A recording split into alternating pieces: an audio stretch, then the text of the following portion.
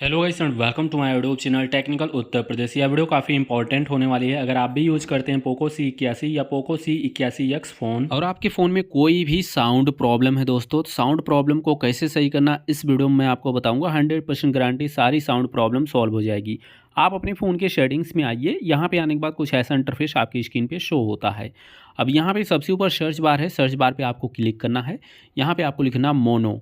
Mono लिख के आप लोग सर्च करिएगा तो मोनो ऑडियो नाम से ऑप्शन आपको मिल जाएगा। मोनो ऑडियो के ऑप्शन पे आप क्लिक करिएगा। इस ऑप्शन पे क्लिक करने के बाद आप लोग देखिएगा स्क्रीन पे कुछ ऐसा इंटरफेस मिलेगा। मोनो ऑडियो के ऑप्शन को आप लोग ऑन कर दीजिएगा।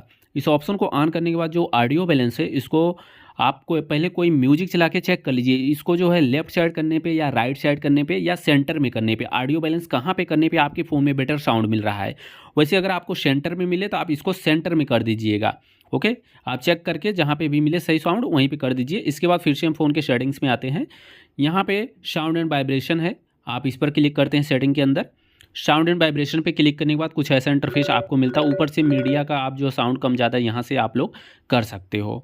इसके बाद यहाँ पे नीचे आते हैं और नीचे आते हैं यहाँ पे साउंड इफ़ेक्ट है।